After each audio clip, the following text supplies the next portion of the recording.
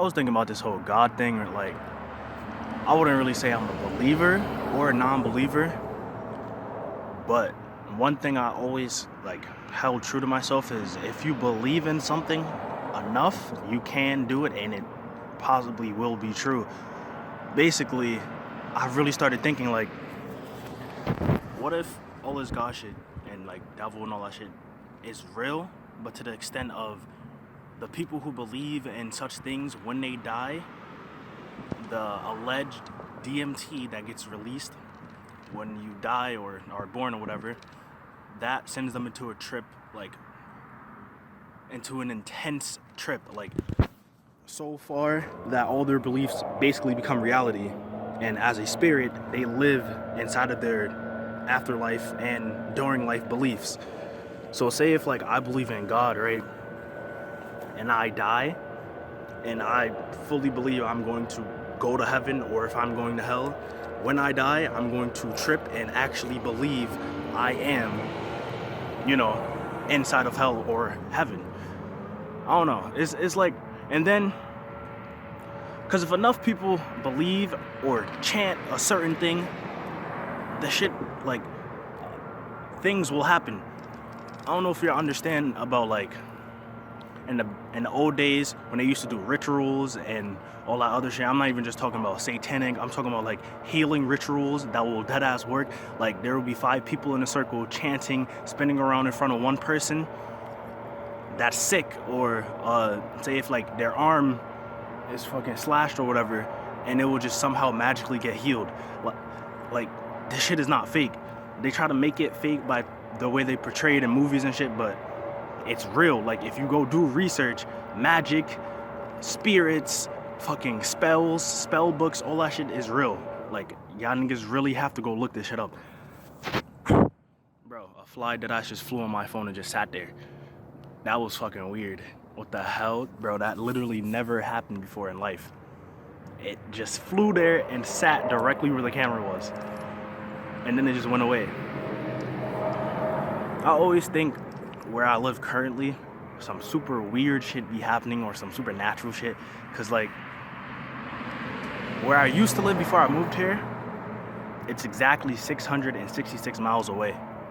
And I used to always have this running gag like, I am 666 miles away from home. That's kind of weird to me. And ever since I moved here, the number 666, I see it everywhere. Literally, I see it everywhere. I could turn on my phone and the first number I'm gonna see is 666. I could wake up, look at anything and the first number I'm gonna see is 666. I could fucking walk outside, look at a bus. First thing I'm gonna see is 666. Now, as a child, my favorite numbers have always been 3, 8, 9, and 6. And especially 8 and 6. Like, I've loved those numbers ever since I was a child. One of my names on Roblox used to be Metallic Frieza 68. So like, I'm not lying, and that was from 2011.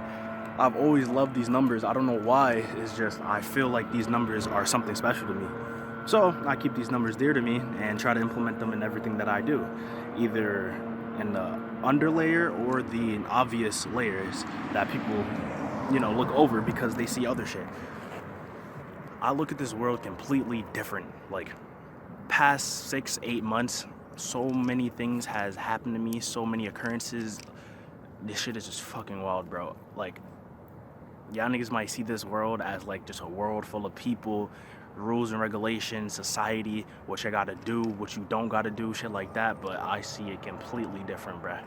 Like, the way that my mind works when it comes to this world is different. Like, sometimes I see shit as like a grid, and that has been since I was a child as well.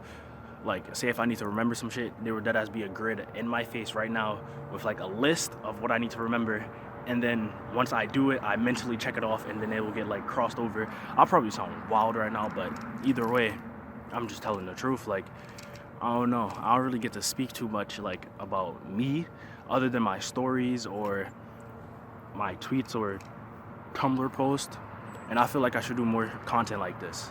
It's like face to face. Y'all niggas get to see me. I don't really get to see y'all, but like if you comment, I'm definitely see. I see all comments. I see all likes. I stalk everyone who follows me. So I stalk everyone who subscribes to me, bro. I know you more than you think I know you, bro. That ass. Like you watching this, you about to go leave a like right now, and you about to leave a comment. I have already seen everything that you want me to see and that you don't want me to see, bro. I've seen everything. Also, if you're wondering why I keep looking around, is because like I like looking at nature while I'm saying things. I want to see if things change while I speak. I can't really explain it, but I feel like the universe not necessarily works in my favor, but when I do things or when I interact with the universe, like me just sitting out here in the open speaking, things happen around me to like correlate to what I'm saying or to match the vibes that I'm putting out. Like that fly, bro, why would a fly randomly fly on my phone, like, and just land there and perfectly looked at me and then flew away? That shit was fucking wild. I don't know if the camera picked it up because I'm using a front-facing camera, even though if I was using the back face, it probably wouldn't pick it up either, but that was just weird to me, bruh. And I have never seen a fly out here.